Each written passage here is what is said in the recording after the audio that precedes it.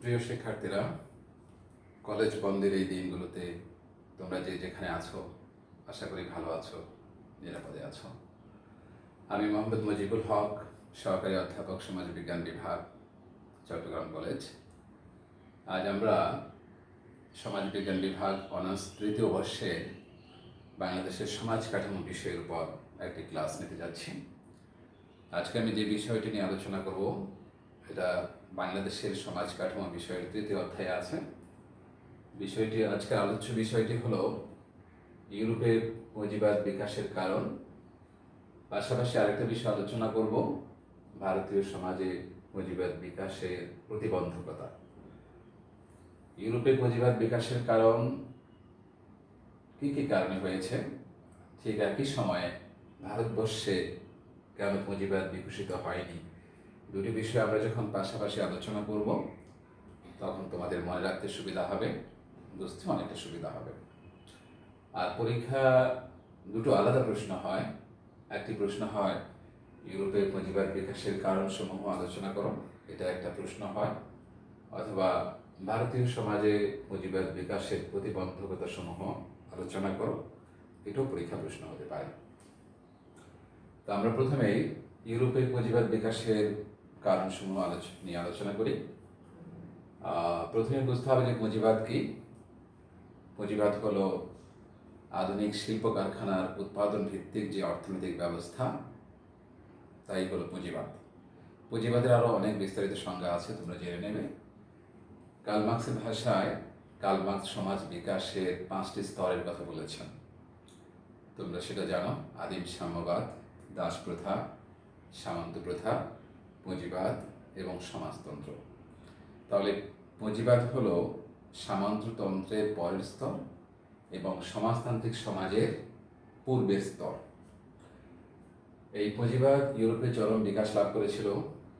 যে সকল কারণে ইউরোপে পুঁজিবাদ দ্রুত বিকাশ লাভ করেছিল সেই কারণগুলোর মধ্যে আছে, আমরা 17টি কারণ নিয়ে এখানে আলোচনা করব। প্রথমে আছে সামন্ততন্ত্রের অবসান, 2 বণিক শ্রেণীর উদ্ভব, 3 উপনিবেশ নীতি, 4 বুর্জুয়া শ্রেণীর উদ্ভব, 5 আন্তর্জাতিক ব্যবসার অগ্রগতি, 6 কাগজের টাকার প্রচলন, 7 উন্নত যোগাযোগ ব্যবস্থা, 8 ধর্মীয় সংস্কার আন্দোলন, 9 ব্যবসা বাণিজ্যের প্রসার, 10 ভৌগোলিক আবিষ্কার, 11 ভূমিতে ব্যক্তিগত মালিকানা, 12 কৃষি ও শিল্প বিপ্লব, 13 শহর ও নগরের বিকাশ, 14 সামাজিক শ্রম বিভাজন, 15 জাতিরাষ্ট্র গঠন ও প্রশাসনিক নীতি, 16 অর্থ সঞ্চয়ের ক্ষেত্রে অবাধ প্রতিযোগিতা, 17 উদ্বৃত্ত মূল্য ও শ্রমিক শোষণ। এছাড়া আরও কারণ আছে, আমরা এই 17টি কারণ নিয়ে আলোচনা করব। প্রথমে আসি সামন্ততন্ত্রের অবসান। ইউরোপে আমরা জানি ইউরোপে সামন্ততন্ত্র ব্যাপক প্রসার লাভ করেছিল, ব্যাপক বিস্তৃতি লাভ করেছিল, চরম বিকাশ হয়েছিল। যখন নানা রকম যন্ত্রপাতি আবিষ্কার হয় তখন ইউরোপে শহর গড়ে ওঠে, শহরে বড় বড় কারখানা স্থাপিত হতে শুরু করলো। কৃষকেরা কৃষিকাজ বাদ দিয়ে গ্রাম থেকে শহরে এসে ওই সকল মিল কারখানায় চাকরি নিতে শুরু করলো। এতে করে সামন্ততন্ত্র যে কৃষি ব্যবস্থা, সেখান থেকে লোকজন শহরে এসে যখন মিল কারখানায় চাকরি নিয়ে নগরে বসবাস করতে শুরু করলো, এর মাধ্যমে পুঁজিবাদ ত্বরান্বিত হলো। সামন্ততন্ত্রের অবসান হলো। সামন্ততন্ত্রের অবসান হলো এর অর্থ তারা কৃষিকাজ ছেড়ে দিয়েছে তাই নয়, কৃষিকাজও সমান গতিতে চলছে, তবে কৃষিতে এখন যান্ত্রিকীকরণ হয়ে গেছে, যন্ত্রের ব্যবহার বেড়ে গেছে, শ্রমিকের ব্যবহার কমে গেছে। দ্বিতীয়ত হচ্ছে বণিক শ্রেণীর উদ্ভব। বণিক শ্রেণীর এই যে মিল কারখানা পণ্য সামগ্রী উৎপাদিত হচ্ছে বা তাদের কুটির শিল্পে পণ্য সামগ্রী উৎপাদিত হচ্ছে, এই পণ্যগুলো এক স্থান থেকে অন্য স্থানে বাণিজ্য করার জন্য একটা শ্রেণীর উদ্ভব হয়েছে। এই বণিক শ্রেণী পণ্য সামগ্রী ক্রয় বিক্রয় করে তাদের হাতে বেশ অর্থ সম্পদ এসে গেছে। এই বণিক শ্রেণীরই একটা অংশ পরবর্তীতে মিল কারখানার মালিক হয়ে গেছে, তারা পুঁজি মিল কারখানায় বিনিয়োগ করেছে, এতে পুঁজিবাদ আরও বিকশিত হয়েছে। 3 আছে উপনিবেশ নীতি। তোমরা জানো যে ইউরোপীয়রা বিশ্ব আবিষ্কারে তারা বেরিয়ে পড়েছিল। তারা আমেরিকা আবিষ্কার করেছে, ভারতের জলপথ আবিষ্কার করেছে। এগুলো কেন আবিষ্কার করেছে? আবিষ্কার করার পিছনে কারণ হলো তাদের যে শিল্প কারখানায় পণ্য উৎপাদিত হচ্ছে, এই পণ্যের জন্য তারা বাজার খুঁজছিল।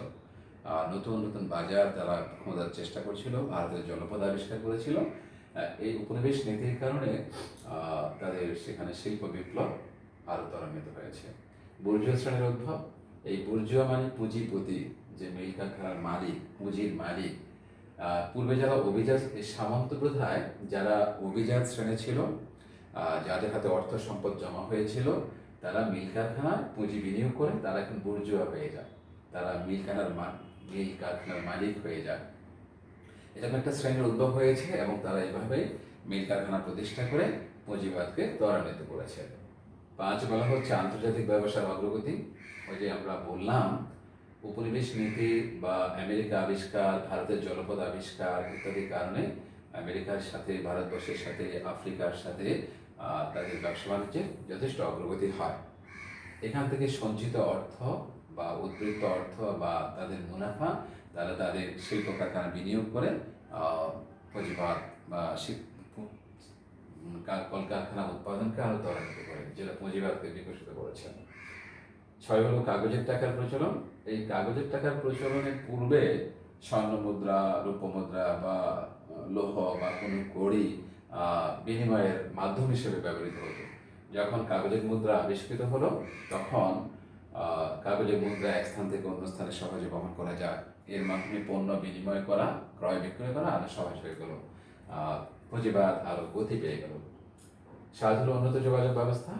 পুঁজিবাদের জন্য যোগাযোগ ব্যবস্থা খুব উন্নত হওয়া প্রয়োজন, কারণ পুঁজিবাদে যে পণ্য সামগ্রী উৎপাদিত হয় মিল কারখানা, সেটা পরিবহনের জন্য উন্নত যোগাযোগ ব্যবস্থা প্রয়োজন। আমাদের বাংলাদেশের দিকে লক্ষ্য করলে দেখবে যে আমাদের বাংলাদেশে এখন আমরা পুঁজিবাদের দিকে যাচ্ছি। আমাদের মিল কারখানার বিকাশ হয়েছে।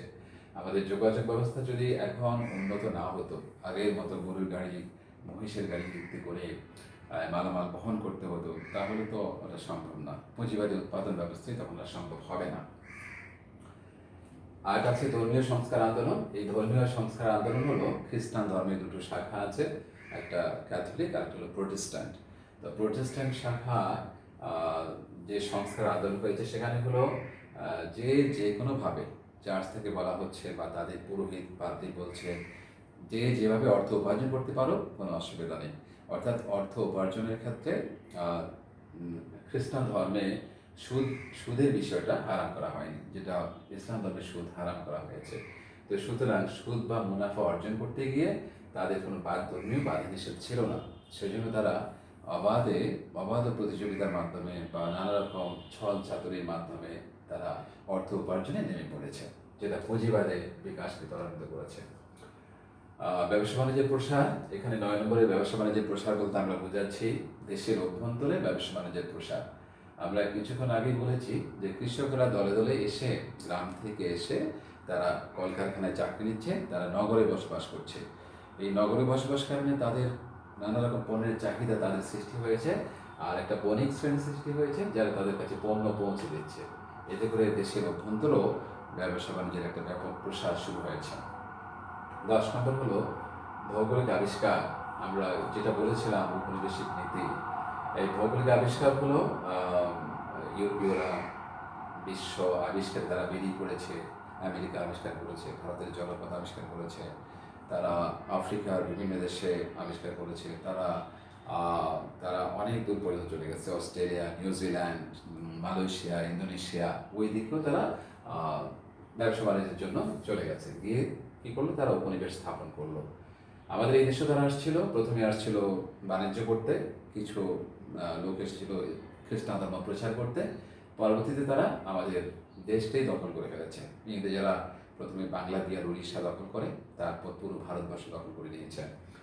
তারা প্রায় 190 বছর আমাদের এখানে শাসনকাজ চালিয়েছে। এখানে শাসন করে তারা যে অর্থ উপার্জন করেছে, এটা ইংল্যান্ডে পাচার করে দিয়েছে। আর এটা ইংল্যান্ডের মিল কারখানার উৎপাদনকে বহুগুণে বাড়িয়ে দিয়েছে। তাদের পুঁজিবাদ আরও বিকশিত হয়েছে। ভূমিতে ব্যক্তিগত মালিকানা। এই পয়েন্টে আলোচনা করা হয় ইউরোপে ভূমিতে ব্যক্তিগত মালিকানা ছিল, যেটা ভারতবর্ষে ছিল না। আমরা যখন ভারতবর্ষে আলোচনা করব দেখব যে ভূমিতে ব্যক্তিগত মালিকানা ভারতে নেই। এই ভূমিতে ব্যক্তিগত মালিকানা থাকার কারণে তাদের হাতে আহ, আহ, জমিদারকে নির্দিষ্ট পরিমাণ খাজনা দেওয়ার পরে তাদের হাতে অর্থ সঞ্চিত হতে থাকে। এই সঞ্চিত অর্থ তারা বিনিয়োগ করে আহ, পুঁজিবাদকে ত্বরান্বিত করেছে। কৃষি ও শিল্প বিপ্লব, এই কৃষি ও শিল্প বিপ্লব হলো আমরা জানি ইউরোপে ওই সময় একটা শিল্প বিপ্লব হয়েছে। অনেক ধরনের যন্ত্রপাতি আবিষ্কার হয়ে গেছে। এইসব যন্ত্রপাতি ব্যবহার করে কৃষি উৎপাদন বহুগুণ বেড়ে গেছে, শিল্পের উৎপাদনও বহুগুণ বেড়ে গেছে, যেটা পুঁজিবাদকে ত্বরান্বিত করেছে। শহর ও নগরের বিকাশ, 13 নম্বরে বলা হচ্ছে শহর ও নগরের বিকাশ। যখন মিল কারখানা স্থাপিত হয় সেখানে শ্রমিকরা এসে কাজ করে, বহু লোকের জন্য বাসস্থান তৈরি করা প্রয়োজন হয়, এতে করে নগর বিকশিত হয়, নগর বেড়ে যায়। 14 নম্বরে আছে সামাজিক শ্রম বিভাজন। এই সামাজিক শ্রম বিভাজন হলো আমরা আধুনিক শিল্প কারখানাগুলিতে, গার্মেন্টস ফ্যাক্টরিগুলোতে দেখি যে একটি শার্ট অনেকজন লোক মিলে তৈরি করে। একজন শার্টের কলার তৈরি করে, একজন হাতল তৈরি করে, একজন বোতাম লাগায়, একজন আয়রন করে, এইভাবে বহু হাত করে একটা শার্ট তৈরি হয়। তো এই শ্রম বিভাজনের কারণে পণ্যের দাম, কস্টিং চার্জটা খুব কমে যায় এবং দ্রুত উৎপাদন হয়। এটার কারণে পুঁজিবাদী সমাজে অবশ্যই আধুনিক শ্রম বিভাজন করতে হবে। শ্রম বিভাজনের মাধ্যমে পণ্য সামগ্রী উৎপাদন করতে হবে। 15 নম্বর হলো জাতিরাষ্ট্র গঠন ও প্রশাসনিক নীতি। রোমান সাম্রাজ্যের পতনের পরে ইউরোপে জাতিভিত্তিক রাষ্ট্র গড়ে উঠেছে। যেমন ফরাসি জাতির জন্য ফ্রান্স, রোমান জাতির জন্য ইতালি, স্পেনের জাতির জন্য স্পেন, ইংরেজদের জন্য ইংল্যান্ড, জার্মানি, এভাবে জাতিরাষ্ট্র গঠিত হয়েছে, ছোট ছোট জাতিরাষ্ট্র গঠিত হয়েছে। এই জাতিরাষ্ট্রগুলো পুঁজিবাদের জন্য, পুঁজিবাদী নীতি, তাদের যে প্রশাসনিক নীতি ছিল সেখানে তারা পুঁজিবাদের বিকাশের জন্য সমস্ত পদক্ষেপ গ্রহণ করেছে। 16 নম্বর হলো অর্থ সঞ্চয়ের ক্ষেত্রে অবাধ প্রতিযোগিতা। সেখানে অর্থ সঞ্চয়ের প্রতি একটা অবাধ প্রতিযোগিতা হয়েছে। মানুষ অর্থ সঞ্চয়ের মতো সুযোগ সুবিধা হয়েছে, তাদের ব্যাংকিং সিস্টেম আবিষ্কার হয়ে গেছে, তারা ব্যাংকে অর্থ সঞ্চয় করেছে, সেই অর্জিত সঞ্চিত অর্থ পরবর্তীতে কোথাও বিনিয়োগ করেছে, এরকম একটা পরিবেশ সেখানে সৃষ্টি হয়ে যায়। উদ্বৃত্ত মূল্য ও শ্রমিক শোষণ, আমরা জানি যে কার্ল মার্ক্সের একটা তত্ত্ব আছে উদ্বৃত্ত মূল্য তত্ত্ব। উদ্বৃত্ত মূল্য তত্ত্ব হলো মালিক কোন একটা পণ্য উৎপাদন করতে গিয়ে শ্রমিককে খুব তার থেকে যে পরিমাণ অর্থ অর্জিত হয়, মুনাফা অর্জিত হয়, সেই পরিমাণ অর্থ শ্রমিককে দেওয়া হয় না, তার চেয়ে অনেক কম দেওয়া হয়। বাকি অর্থ মালিক আত্মসাৎ করে, কার্ল মার্ক্স এটাকে আত্মসাৎ বলেছেন। এভাবে মালিক অর্থ আত্মসাৎ করে, শ্রমিকের শ্রমের অর্থ আত্মসাৎ করে মালিক একটা কারখানার জায়গা, সে 3টা কারখানার মালিক হয়ে যায়, কিন্তু শ্রমিকের ভাগ্যের কোনো পরিবর্তন হয় না, শ্রমিকই থেকে যায়। কার্ল মার্ক্স এই সকল শ্রমিকদেরকে সর্বহারা শ্রেণী বলেছেন। কেন বলেছেন? কারণ শ্রমিকের কিছু নেই, তার কারখানা নেই, যন্ত্রপাতি নেই, পুঁজি নেই, তার জমি নেই, তার শুধু কি আছে? শুধু শুধু শ্রম দেওয়ার ক্ষমতা আছে। এই জন্য কার্ল মার্ক্স শ্রমিকদেরকে সর্বহারা শ্রেণী বলেছেন।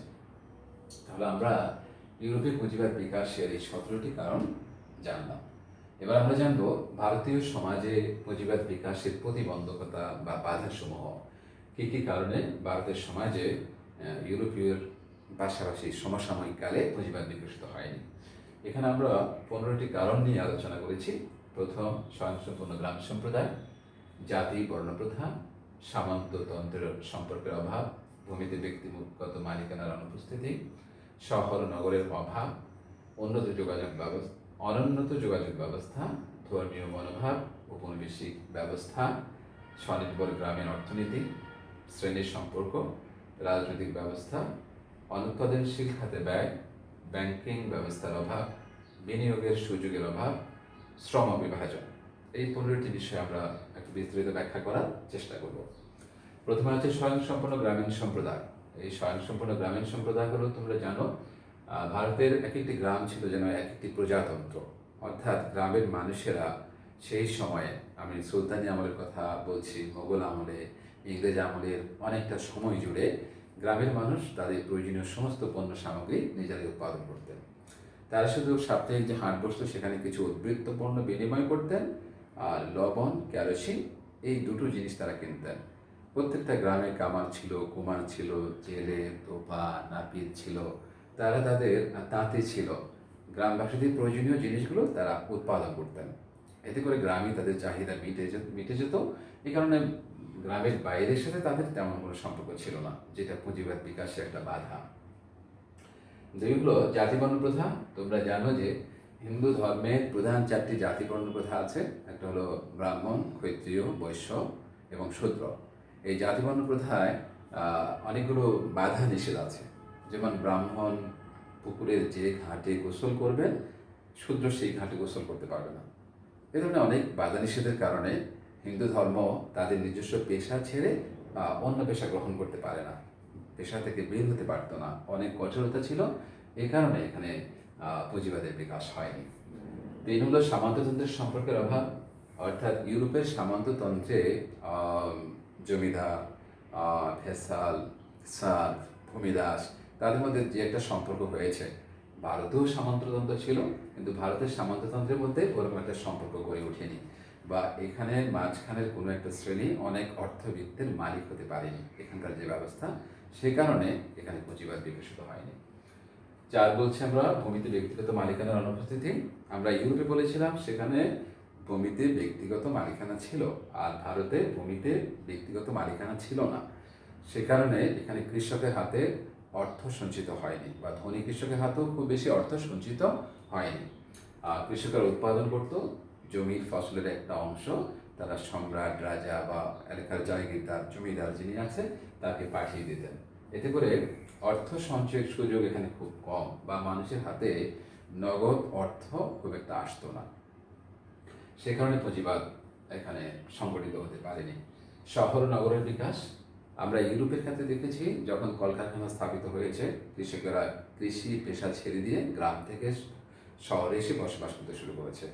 তো ভারতে যেহেতু মিল কারখানায় স্থাপিত হয়নি, তাহলে এখানে শহর এবং নগর বিকশিত হওয়ার কোনো সুযোগ হয়নি, যা পুঁজিবাদ বিকাশের ক্ষেত্রে একটি অন্যতম বাধা। 6 নম্বর হলো অনুন্নত যোগাযোগ ব্যবস্থা। আমরা আগেই বলেছিলাম উন্নত যোগাযোগ ব্যবস্থা পুঁজিবাদের পূর্বশর্ত। তো ভারতবর্ষের যোগাযোগ ব্যবস্থা ছিল অনুন্নত। এখানে নৌকায় চলাচল হতো, গরুর গাড়ি, মহিষের গাড়ি, ঘোড়ার গাড়িতে মানুষ পণ্য পরিবহন করতো, যেটাতে অনেক পরিমাণ পণ্য পরিবহন করা যায় না। এটাও একটা বাধা। 7 হলো ধর্মীয় মনোভাব। এখানে আমরা দেখেছি যে হিন্দু ধর্মের জাতিবর্ণ প্রথার কারণে পেশা পরিবর্তন করার ক্ষেত্রে একটা বাধা ছিল। আর ইসলাম ধর্মীয় সুদ নিষিদ্ধ, বা মানুষ অনেক অর্থ সম্পদের মালিক হয়ে যাবে, এটা ইসলাম ধর্ম খুব বেশি সমর্থন করে না, সহজ সরল জীবনযাপনকে উৎসাহিত করে। এই ধর্মীয় মনোভাবের কারণে ভারতে পুঁজিবাদ বিকশিত হয়নি। আর হলো প্রশাসনিক ঔপনিবেশিক ব্যবস্থা। আমাদের এই ভারতবর্ষ আসলে ইংরেজ দ্বারা 1600 সাল থেকে ইউরোপ থেকে লোকজন ভারতে আসতে শুরু করে। পরবর্তীতে তারা এখানে উপনিবেশ স্থাপন করার কারণে এখানে একটা শোষণ প্রক্রিয়া চলে। ইংরেজরা এদেশের মানুষকে নীল চাষে বাধ্য করেছে। এই নীল ইংল্যান্ডের শিল্প কারখানা কাপড়ের রং করতে ব্যবহৃত হয়েছে। এখান থেকে আরও কাঁচামাল তারা সংগ্রহ করে ইংল্যান্ডে নিয়ে যেতেন। এখান থেকে অর্থ শোষণ করে ইংল্যান্ডে পাচার করতেন। ভারতবর্ষের টাকা দিয়ে ইংল্যান্ডের শিল্প কারখানার চাকার গতি আরও বেড়ে যেত। ওখানে পুঁজিবাদ বিকশিত হতো, ভারতে পুঁজিবাদ বিকশিত হতো না, হয়নি। তবে একটি বিষয় স্বীকার করতে হবে, ইংরেজরা কিন্তু আমাদেরকে অনেক আধুনিক ব্যবস্থার সাথে পরিচয় করে দিয়েছেন।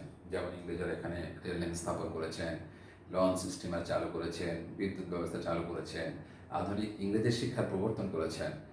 যেই ইংরেজরা এখানে ইংরেজি শিক্ষা প্রবর্তন করেছেন, সেই ইংরেজি শিখেই এদেশের মানুষেরা প্রীতিলতা, মাস্টারদা, সূর্য সেন, ক্ষুদিরাম এরা আন্দোলন করে ইংরেজদেরকে এদেশ থেকে চলে যেতে বাধ্য করেছেন। এটার জন্য ইংরেজদের কাছে আমরা ইংরেজদের থেকে আমরা এটা শিখেছি। আর এরপর হলো স্বনির্ভর গ্রামীণ অর্থনীতি। আমরা পূর্বেই বলেছি যে বাংলাদেশের বা ভারতবর্ষের গ্রামগুলো ছিল স্বয়ংসম্পূর্ণ। তাদের অর্থনীতি স্বয়ংসম্পূর্ণ হওয়ার কারণে, স্বনির্ভর হওয়ার কারণে তারা বাইরে যেতেন না। এতে করে তারা পুঁজিবাদের কোনো খোঁজ খবর, শিল্প কারখানার চাকরি, এই বিষয়টা এখানে ঘটেনি। শ্রেণীর সম্পর্ক বলতে আমরা বোঝাচ্ছি ওই যে সামন্ততন্ত্রের সম্পর্ক। সামন্ততন্ত্রে এক শ্রেণীর সাথে অন্য শ্রেণীর যে একটা সম্পর্ক গড়ে উঠেছে, এখানে এরকম সম্পর্ক গড়ে ওঠেনি। বা কারো হাতে অর্থ সঞ্চিত হওয়ার সুযোগ হয়নি। 11 নম্বর হলো রাজনৈতিক ব্যবস্থা। আসলে ভারতবর্ষ বিভিন্ন বৈদেশিক শাসক দ্বারাই শাসিত হয়েছে।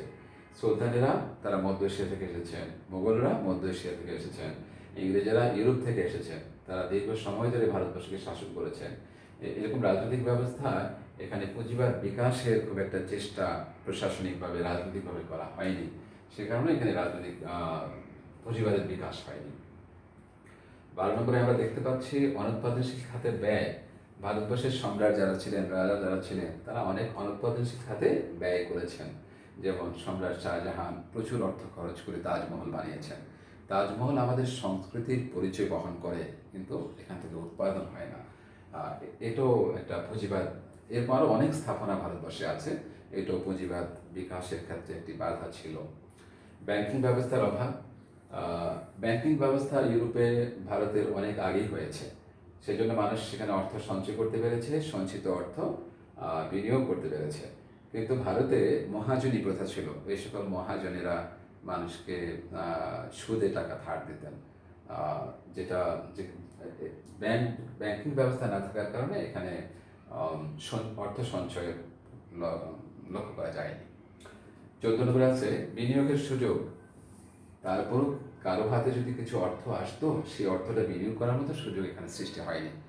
সেই জন্য আমরা দেখি যে এখনও কোথাও মাটি খননের সময়, কোনো পুকুর খননের সময় কোথাও কোথাও একটা কলসি পাওয়া যায়, কলসির ভিতরে স্বর্ণ মুদ্রা পাওয়া যায়, রৌপ্য মুদ্রা পাওয়া যায়। ভারতবর্ষে এটা দেখা যায়। এর কারণ হলো যাদের হাতে কিছু অর্থ আসতো, ওই অর্থ বিনিয়োগের কোনো সুযোগ না থাকার কারণে তারা মাটির নিচে কোথাও লুকিয়ে রাখতেন, সেটা আমরা এখন পেয়ে থাকি আর কি। শ্রম বিভাজন। আর ভারতবর্ষের শ্রম বিভাজন ছিল প্রাকৃতিক, ইউরোপের মতো আধুনিক না। অর্থাৎ পুরুষেরা মাঠে ঘাটে কাজ করবে, নারীরা গৃহস্থালির কাজ করবে, সন্তান লালন পালনের কাজ করবে। অর্থাৎ প্রাকৃতিক শ্রম বিভাজন যাকে বলা হয়, যেটা আধুনিক শিল্প কারখানার জন্য প্রযোজ্য নয়। এইসব কারণে ভারতবর্ষে পুঁজিবাদ বিকশিত হয়নি। তাহলে আমরা এখানে 15টি কারণ আলোচনা করলাম, এছাড়াও আরও কারণ আছে কী কারণে ভারতবর্ষে পুঁজিবাদ বিকশিত হয়নি। তাহলে আমরা আজকে দুটো বিষয় দেখলাম, একটা হলো ইউরোপে পুঁজিবাদ বিকাশের কারণসমূহ, পাশাপাশি দেখলাম ভারতবর্ষে পুঁজিবাদ বিকাশের প্রতিবন্ধকতা সমূহ। পরীক্ষায় দুটো বিষয়ে আলাদা প্রশ্ন হয়। আশা করি তোমরা তুলনামূলকভাবে যখন আলোচনা করলাম তোমরা বুঝতে পেরেছ। আজকের ক্লাসটি আমরা এখানেই শেষ করব। তোমরা যে যেখানে আছো ভালো থাকো, নিরাপদে থাকো। সবাইকে ধন্যবাদ।